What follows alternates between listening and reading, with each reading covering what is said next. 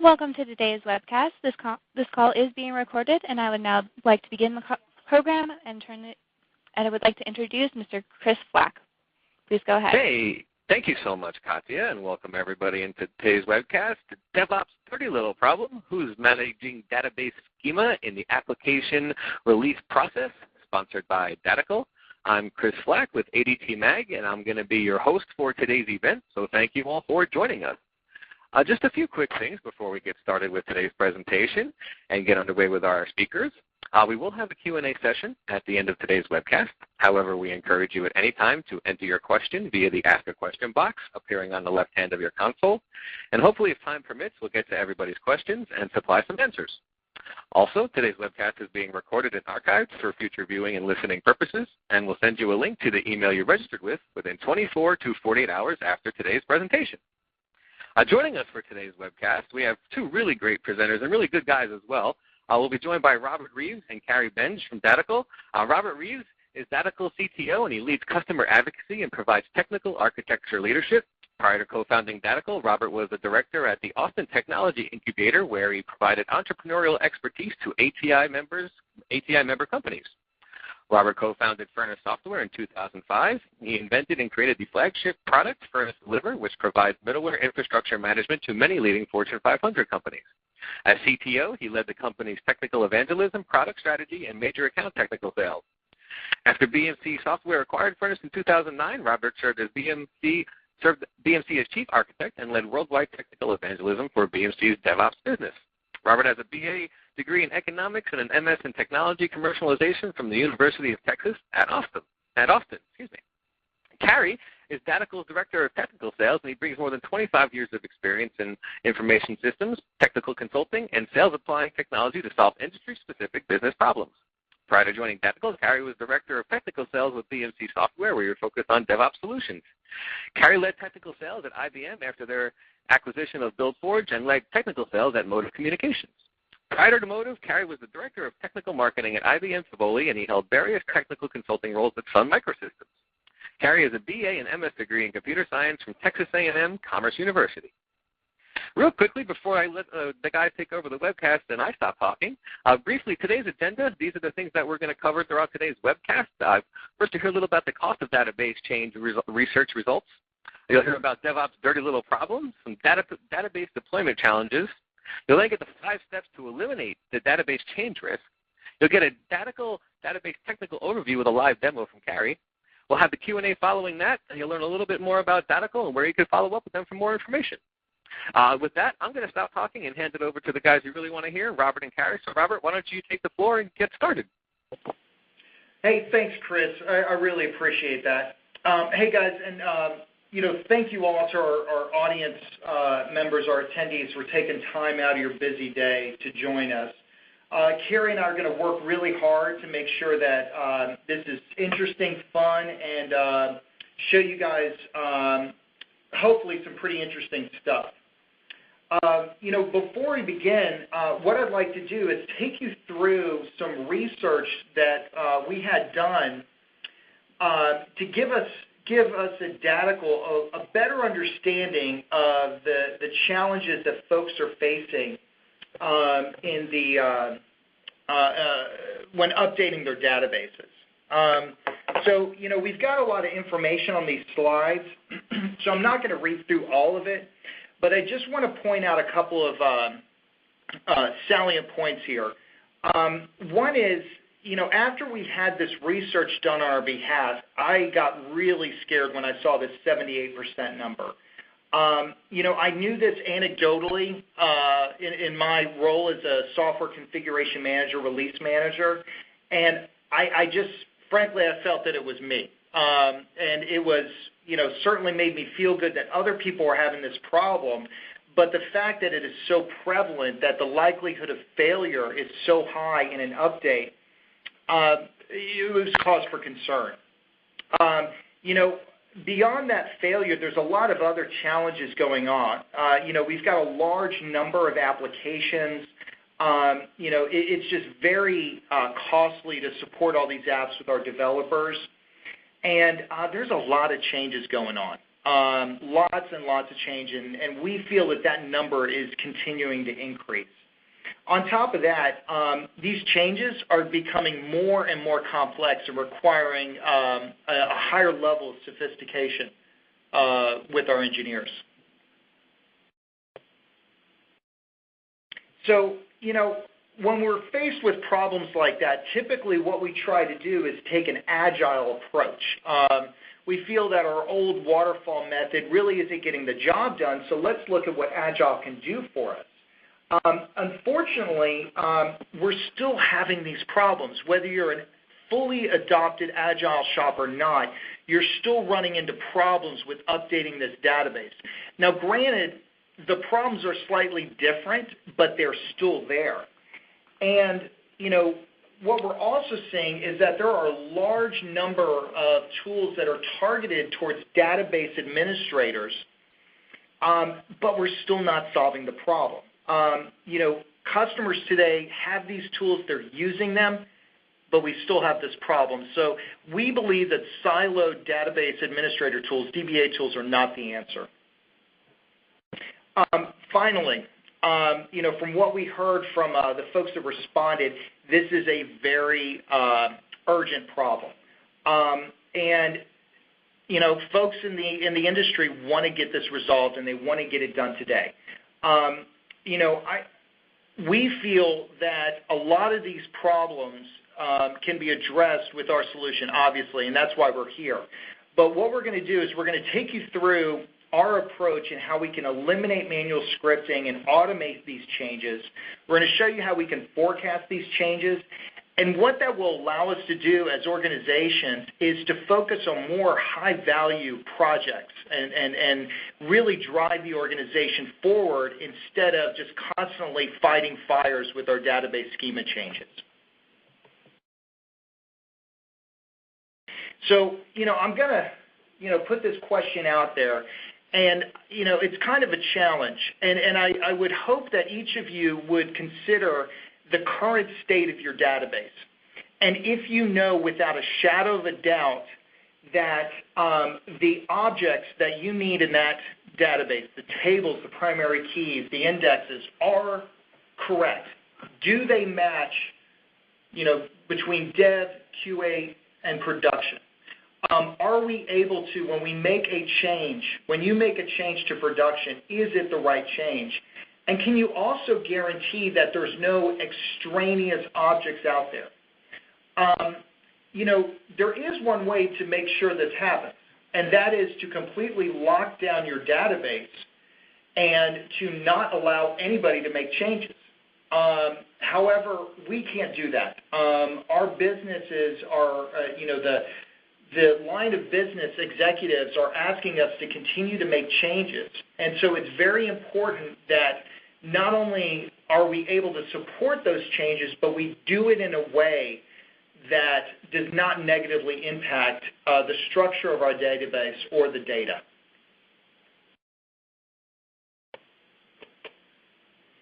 So, a couple of things that we're going to go over today. We're going to tie this back to, agile software development and DevOps. And we believe that you cannot have an effective DevOps strategy if these database applications are not portable. If you are not able to deploy to an arbitrary environment and get that application up and running, including the database, you do not have an effective DevOps strategy. We also believe that without collaboration, or rather collaboration is near impossible when you don't understand the state of your database.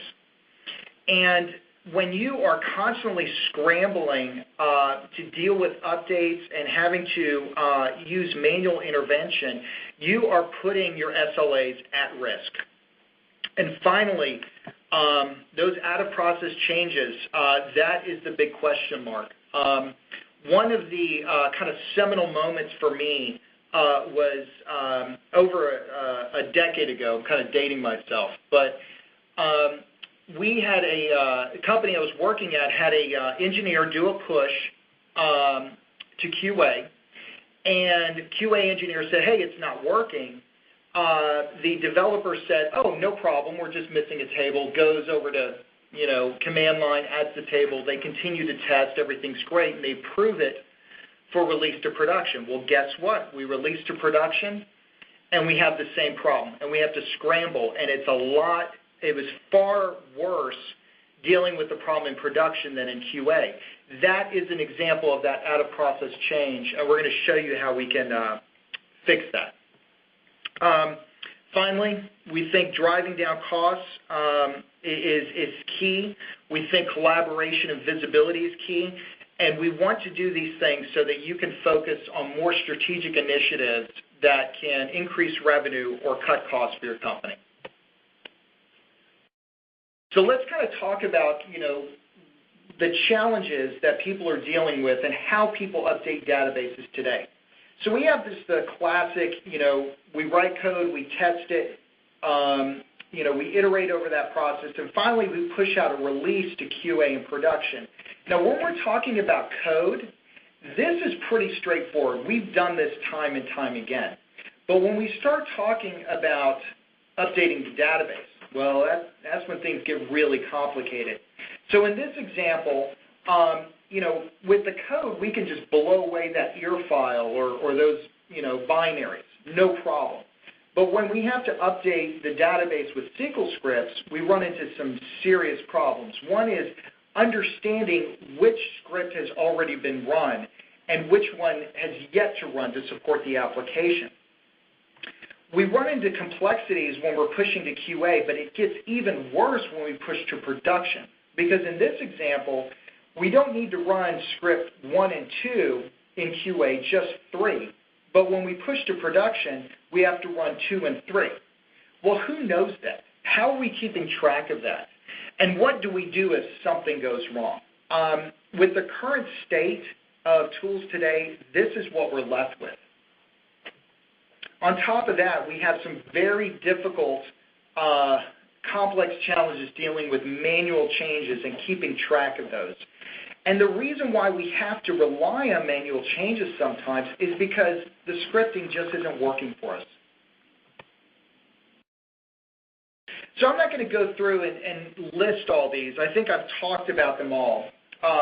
But we do think that it's really important that synchronizing database configs across your dev, test, production environments is very, very important.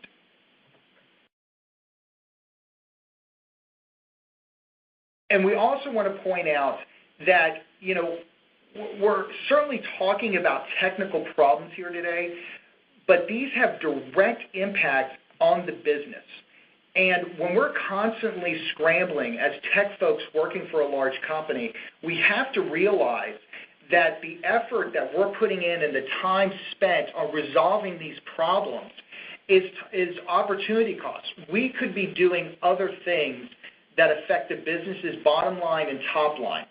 And as technical folks, we have to challenge ourselves to become more focused on those things and less on just solving the problem.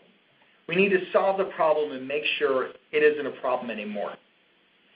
So that's us talking about the problem today. Let's talk about how we can fix it.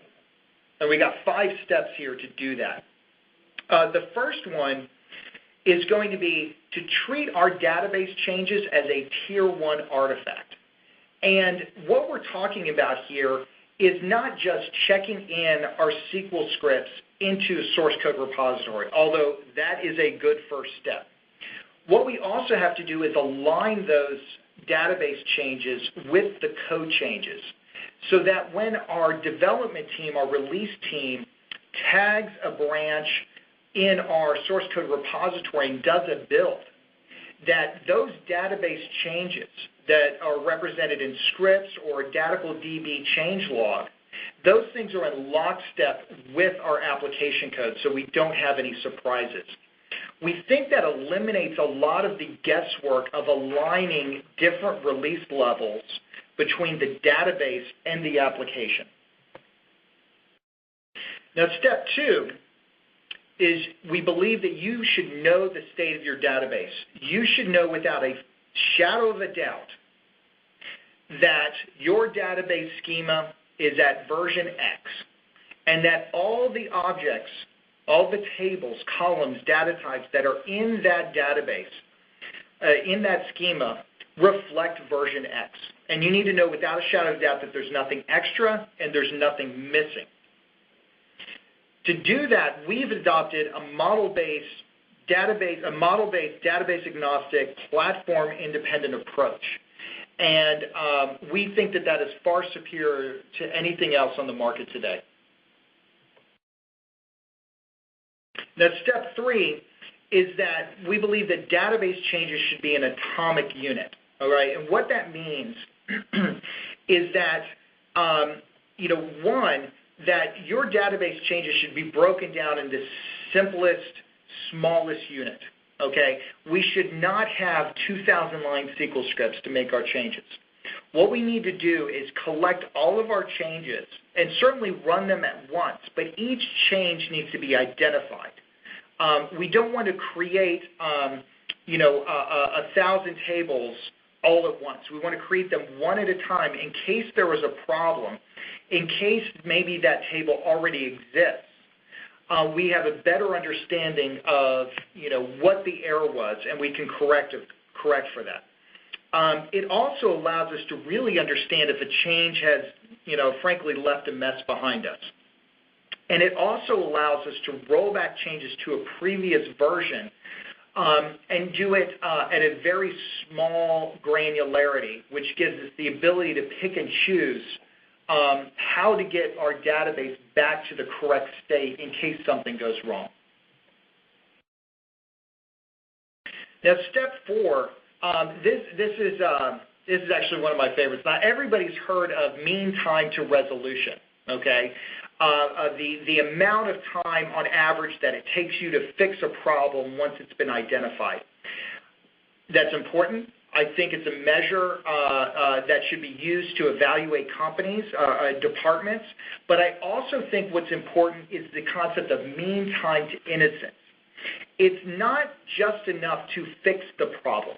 All right, it's not enough to just get everybody in a war room and let's get on the whiteboard and see what the problem is. We also have to be very tactical with where we deploy our resources because all of us have a finite number of resources on our tech teams. And by being able to eliminate the database as the source of problem, we have an issue with our app. Is it the network? Is it the application? Is it the OS? Is it the database? Is it storage? What is going on? If we are able to eliminate certain areas from as causes of the problem, what that allows us to do is dedicate resources to other areas. Instead of spreading ourselves across them all, we can eliminate the database as a problem and be able to say, nope, database hasn't changed, or it was changed, and this is how we changed it. The problem isn't here. What that allows is the other folks, our network administrators, our OS, our system administrators, our application infrastructure folks, to dedicate resources elsewhere and more quickly resolve the problem instead of just looking at areas that might not be the cause of the issue. And finally, step 5, look, I don't care how good they are at the circus, they always have a net. And I think that every single person working in information technology, application development, DevOps, release management, you name it, needs to have a net as well. And I think that the current state of tooling and release management today is that when people make a database change, it is press and pray. You hit enter, and you hope that you don't get any errors when executing that SQL script. And frankly, I think that's terrible. I think that you should have the ability to see what is going to change, to have an understanding of that change. Are we going to truncate a column size? Are we going to drop a column? Are we going to drop a table? We need to have an understanding of the impact, but we also need to make certain that if we are making a change that nothing else slips through that we might have missed, that something might have been buried in that 2,000-line SQL script that, frankly, we just don't know anything about. So I'm going to go ahead and turn it over to Carey, Benge, and he's going to talk about how we've applied these 5 steps to DB and database schema change management. Great, thanks, Robert.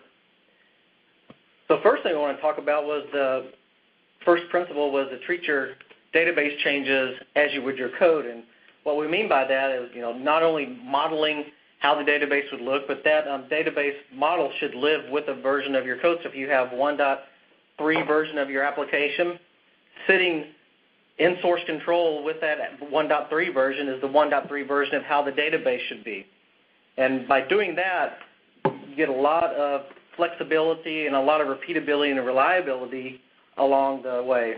For example, just to be able to model the change. Instead of having to write SQL now, we can use a simple wizard to create the database change, and this change is database neutral. So if I need to add a column, we can say add a column to whatever database, and we know, and Datacle knows how to take that model and apply it to the underlying database, whether it's DB2 or MySQL or SQL Server, for example. A lot of other things we can do with this model, which we'll get into in the demo, being able to compare schemas very quickly and determine what are the differences between those schemas, and from that generate a remediation package to synchronize the databases back in so their schemas are back in order there. From a deployment standpoint, being able to take that change and apply it to whatever database we need to for an update. But before that, as Robert mentioned, with that model now, I can forecast a change where I can look ahead and look at the current database we're wanting to apply a change to, take the model and apply that to it, and from there generate a report which would tell you what that change would, how that change would affect that database before you actually apply the changes. And catching things, for example, like is data going to be truncated or drop tables or anything like that. So basically, and we feel that is very important as we look at speeding up releases and the releasing of applications and capabilities. The more we can allow the database to be updated without having to worry about the data getting affected in a negative way, we don't have to have as many DBA eyes on that change, and so it'll allow more agility as the database needs to evolve with the application. Then again, knowing the state of your databases. We're managing databases across multiple environments in the release of the application. We need to confidently know, where QA is at, where production is at, where dev is at, and that way we can have, instantaneous knowledge of what database versions they're at, and then from there we know what it takes to move one environment to the next level of changes, for example. Then, of course, there's always the infamous, something's going to go wrong, and so we call that troubleshoot, which we made the text drop a little bit to have an error for you to show what a troubleshooting could look like, where, we are human, technology is technology, software is not perfect. Sometimes you have to figure out what's wrong with an application. Is it the database? Is it a change we roll out? Did we forget to roll out a change? Or did someone sneak under the covers who had admin rights and make a change to the database that they really shouldn't have, and they did it outside of the process? So troubleshooting, being able to determine, are we where we should be? Do we meet with the gold standard of their configuration? If not, where is the delta to help us really quickly pinpoint where the potential issue would be? Or as Robert said, to be able to eliminate the database as a potential problem, where the mean time to innocence. So a little bit deeper now into how the product works. So the first thing that we define is this change log, which basically is the model. And it's a comprehensive model, so it's all-inclusive of everything that, from the day one Datacle started managing the database to all the incremental changes, how that database has evolved over time. This model encapsulates all of that. And by doing that, then the Datacle DB engine can choose how to apply that to whatever environment, whether they're going to dev, to QA, to test or production, for example. Then there's capabilities on top of that to make the product usable from a standpoint, being able to just point to a database and just say, let me go baseline that database. So we can take an existing database, transform it into a Datacle model, and from that point on start managing all the database changes, the incremental updates, and the promotion to other environments, leveraging that model as the baseline. And with that as well, being able to compare from a troubleshooting standpoint, what happened in QA yesterday from today, has the database changed, or even going where, it's working in QA, it's not working in production, comparing those schemas and quickly figure out what the differences are. And then, of course, for the model gives us that unique ability to forecast, to be able to sanity check my changes before I really make the changes. Basically, it keeps you from shooting yourself in the foot when you make these database changes and potentially harming valuable business data. Deploy then just makes that change to the database based on the current state of where the database is to where the database needs to be and making those incremental changes. And then all of this, as we mentioned, being able to pick a selected rollbacks and say, hey, I want to go back one version to the database change or maybe two versions. So making it very easy to move the database forward and backwards based on the needs of the business as they're released there. And one of the things that we do is all the operations that are done in Datical are audited and tracked, and so we have complete visibility into who made the change, when they made the change, why they made the change, and what that specific change was. So now from a HIPAA standpoint or SOC standpoint, we have now automated audit tracking for whenever those needs need to be met, basically. 3 ways to interface with the system. The first one is through a GUI-based console. This is where you're going to spend your early days working with Datical, getting used to the concept of managing your database changes without writing SQL, using the model-based approach. Then 9 times out of 10, Datical gets plugged into a bigger process because releasing applications is more than just making a database change, right? I have to move ears, wars, jars around. I have to restart servers sometimes depending on what's going on there. So there's a bigger process around an application deployment, and we want to play nice with that. We just basically want to take the manual database changes steps that are typically going on in that process and automate them and plug into an automation framework, whether it's through our command line or through deeper integrations with some of the development tools and some of the operations tools. So we have a tighter coupling of integration beyond just the command line interface. So with that, let me just switch over to a screen share and show you guys the product and give you a quick little demo.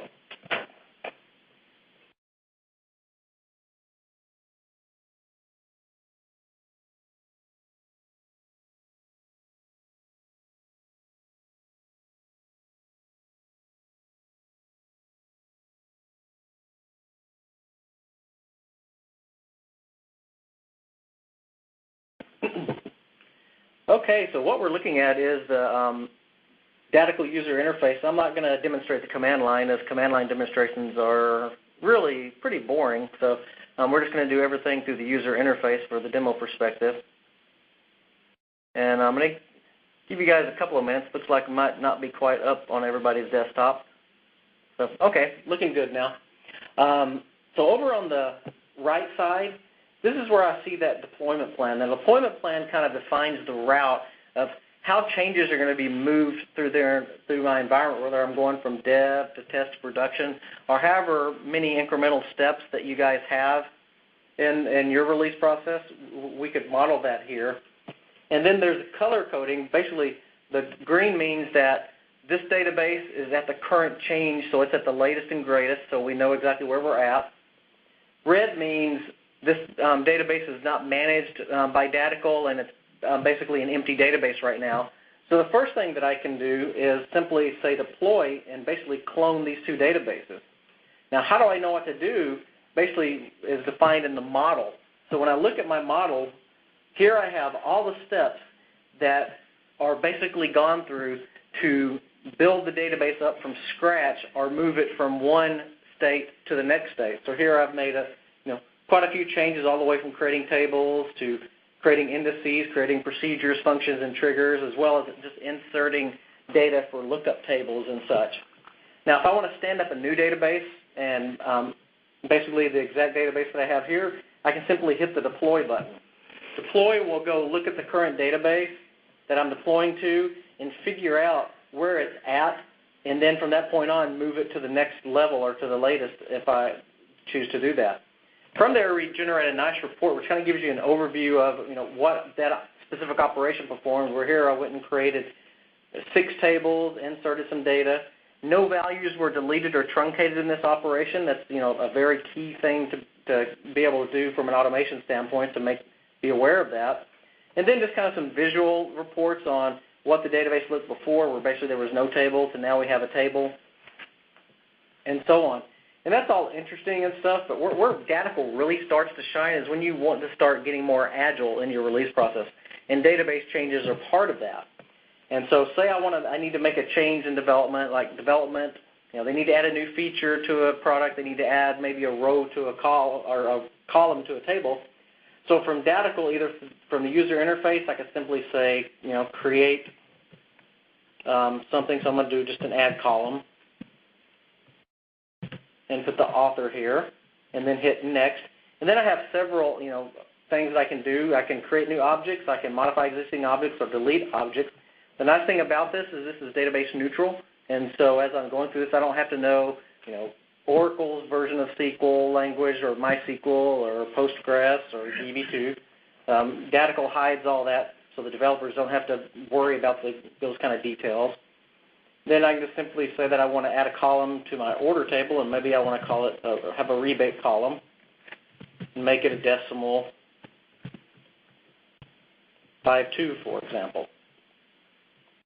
Hit next. I could keep adding more changes to this if I wanted to, but at this point, maybe I'm done. I just wanted to add that one column.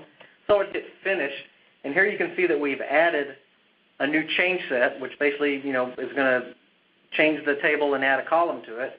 And then when I go reconnect back to my database, I can see that the state goes to yellow, and that's just a visual indicator that, we haven't deployed the latest change. Maybe a perfect state for where we're at in the release process, but at least I now have clarity and visibility on that. Now the next step we would do typically is do a forecast. So I want to know, well, what is this change really going to do to my database? So here I'm going to forecast that. We get a very similar report that basically tells us that there are going to be a couple of challenges with this. And one of them may be something like this, telling me an error that this column already exists. So that's very nice to know that, that's something that I should not deploy. There may be a problem with that, or I may want to fix that. So by doing that, we're able to tell that the operation wouldn't be successful, so we do some pre-validation before we actually apply that change. The forecast can catch things, for example, as trying to add something that already exists, or if I made a data type change or I truncated data, forecast will set a warning on that, and so we know, especially as we plug this into an automation framework, don't let the deploy happen, because the forecast says could be a problem here. We know we shouldn't deploy that. So that very much will support more of an automated lights out or lights dim type operation.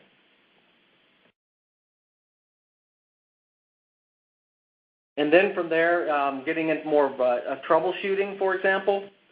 Here we can simply say we had something's working in dev, not working in test. I can simply select these two and compare them with each other and pinpoint what the differences are. And here I can see basically that dev has added a new column called first name, which didn't exist in the test database. So that lets us know quickly that there's something different in that database that we might not have caught in a release process or development forgot to tell us about, or someone went in and manually made the change to the database without going through the normal process, so I could quickly pinpoint what those are. Last but not least, from an auditing standpoint, here I have auditing where I can see, from an audit trail standpoint, what changes were made to the database, who made the changes, when the changes were made, the exact change that was made to the database that we automatically populate, and then if whoever's generating the database changes are nice enough to add comments, we'll pick those comments up as well. And then the tag field is used for, allows you to personalize each of the database changes. For example, if you want to relate like several database changes, these are part of change ticket, 1, or these are part of release, 5, 6, or whatever, you can basically use that tag field to associate why those changes were made, so you're able to link back into your other systems, whether it's trouble ticketing or change management solutions, to basically keep up with what changes are related to which of the processes that you're tracking there. Then from a rollback standpoint, for example, I could simply select rollback, and if maybe I've rolled out a couple of changes that I'm not happy with, and so I could simply say, select rollback from change 85 to go back to 84, select that from the user interface and just say finish, and then basically those changes would be rolled back to where that state of the database was before that. And everything that you've seen so far, it's all can be referenced through our command line interface, as well as for certain plugins with products that we have. So you can run things pretty much, either automated through the command line or through the user interface. And that much gives you a good high-level overview of the product. And with that, I think we're going to hand it back over to Chris for some questions and answers. Yeah, thank you so much, guys. Great presentation, and thank you for your demonstration there, Carey. Much appreciated. We do have time here for a Q&A. So quickly, I'll remind everybody here in the audience briefly that in order to interact with us for the Q&A session, please feel free to submit your question on the left-hand side of your console in the Ask a Question box. It'll be sent off to myself, and I'll direct it to Robert or Carey, so that way they could answer your question. Also, just real briefly, I will leave the About Datical highlights up on the screen during the Q&A portion of today's presentation.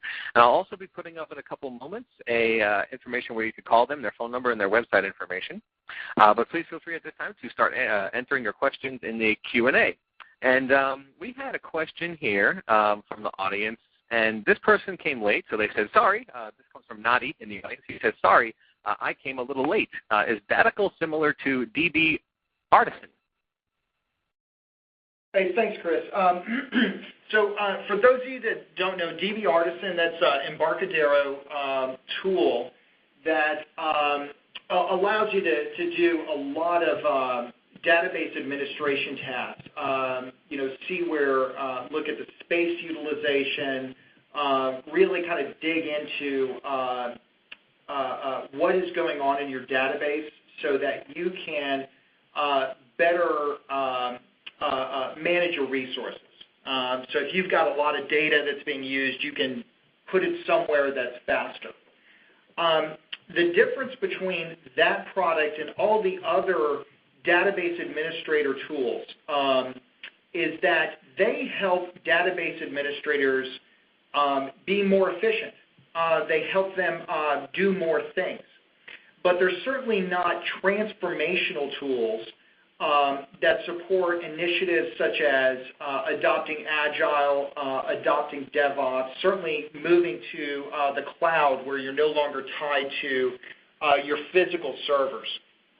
Those tools are great, and we're big fans of those because we think that they work in conjunction with DB.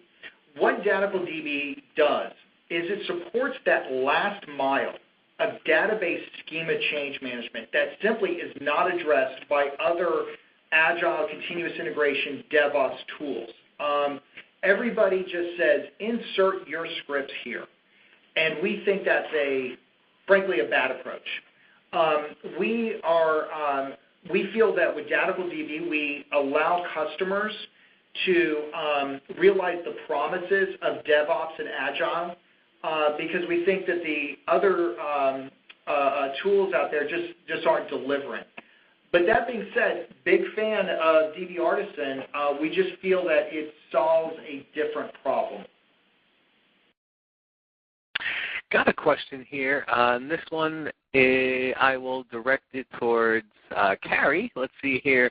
And Kimberly is asking, will the changes be logged if they are made using a custom user interface? Absolutely. So if you have a custom user interface that's calling our command line interface, since you're using our engine to make the changes, everything will be logged just as it would through the Datical user interface. Question here from Lisa, and she is asking, is the rollback by object or an all-or-nothing rollback? It's a rollback is by object. So as Robert was defined the change sets, so it's by change set. So a change set could have one simple operation in it or one operation, or it could have multiple. So the change sets themselves are atomic, and they can be rolled back individually. Hey, Jack has a question for you here, Carey. What OS platforms do you all support? Windows, Linux, Mac OS for where the Datical software runs. Databases can be run on even, since we're talking to the databases through a JDBC connection, that opens up, databases can be running on more than just those platforms. We've got a question here from Mitch, and he is asking, how do you handle data changes, i.e. the sync of lookup table? So lookup tables in particular, we have some primitives that allow us to insert that data into, basically take data from a CSV file and insert it into tables, and there's options where you can say wipe the table out, insert this as fresh, or update, make updates to the data, merge the data as well. And that's specifically for, that type of lookup data and static data. Yeah, that's actually one of the my personal favorite use case because there's a lot of times where we'll have an application where as part of the release process we have to update data in there. So for example, it could be like a zip code table or product data or something like that we are moving from release 2 to 3. So we've added some new features. We have to make some changes to the structure of the database. But alongside that, we also have to update some data in the database. Whether we want to completely blow away the old stuff and add new stuff or modify it, the fact is we have to update it as part of that release. So by integrating those data changes along with your schema changes through DB, you're going to get a record in the history that says, yes, we have updated this data, and you now have proof that change has happened. And that's one of the really complex things dealing with database change, because on one side we have schema changes, but we also have data changes as well. And how do we keep track of those and make sure that they are applied? That's where we come in, and that's what we can do. This question here comes from Mitch again, and he's asking, what happens when you have 1,000 change logs? Can you group them into folders, Carey? Well, yeah, we certainly can. You can call out to, you can certainly put them all in one file, or you can break them apart and have them point to a bunch of other smaller change logs in files. Just inline calls to other bits. And in fact, that's actually one of the recommended ways to start your adoption of DB is to create a baseline. And instead of having that baseline with 1,000 changes in it, we'll just have change set 1, which will call that other file and make certain that those are applied to every environment that you're hitting. Deborah has a question for you guys, and Deborah is asking, during the revert back process, does this tool take care of the data as well? That is a great question, and the answer is yes, but. And so the first thing we do when we revert back, we look to make sure that there's no data going to be harmed in the reverting back. If there is data that's going to be harmed, then we require you to tell us how to manage that. And so, because we do not want to revert back something and lose data. And so you would define the rollback policy when data is in existence. And that rollback policy may be copy it to a backup temporary table or just go ahead and kill it. But, yeah, so yes, but you have to tell us how to handle the management of that data. We don't want to imply that, what we should do with that data. Right, and the good thing about that is that once you've established what you want to do with the rollback, let's say we have a change set that creates a table, and we feel that down the road we might have to roll back. So what we're going to do, instead of just dropping that table, that undoes the change, right? You created it, just drop it. Instead of that, you could rename it, rename that table, and save that data off. The good thing about that is that you are guaranteed that procedure is going to be followed. That if you have, you ask somebody else in your organization to do a rollback, you can say, hey, make sure to save that table. You have no guarantee that that's going to happen. With DB, you do. Question here from the audience, does your product integrate into Visual Studio?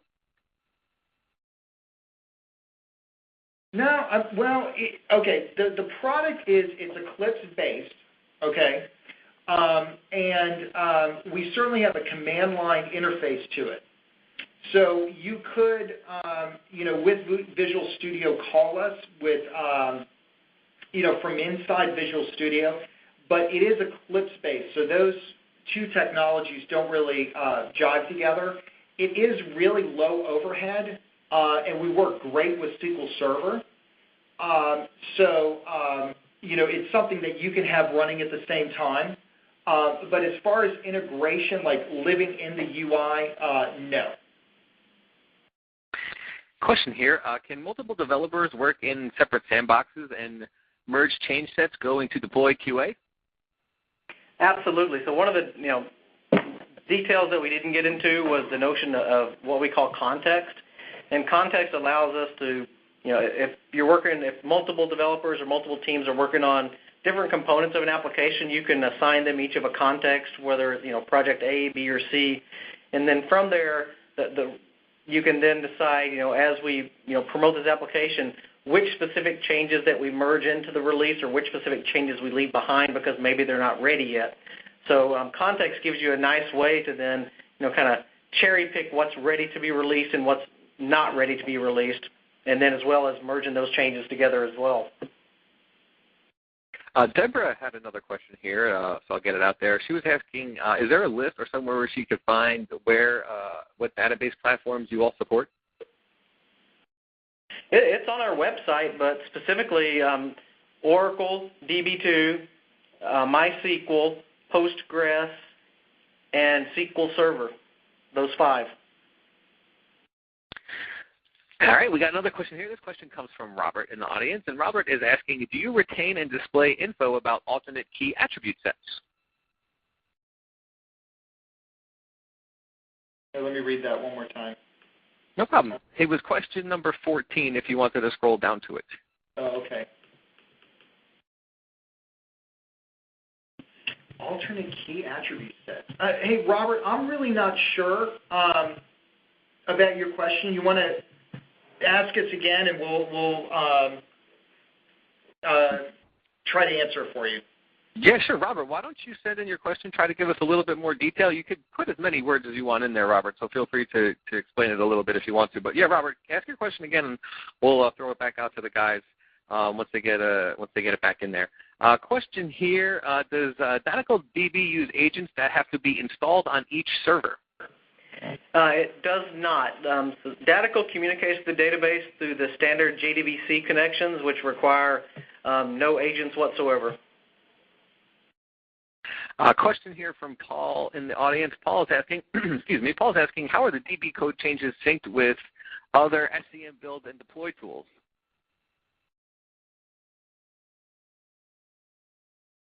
So basically, I'm sorry. Which number was that? I apologize, Chris. Oh, no problem. It was number, hold on one second. It was number 23, I believe. You can hit your refresh button. It might come up top. Oh, okay. Gotcha. All right. Thanks. So one more time. How are the DB code changes synced with other SCM build deploy tools? Okay. So real simply, you check them into the source code repository. So when your build server does a checkout, they are going to be in sync. And that's really what we recommend. That's step one. We want those changes to be treated as a Tier 1 artifact. Now, if for some reason organizationally you don't want those things in the same repository, okay, we understand that.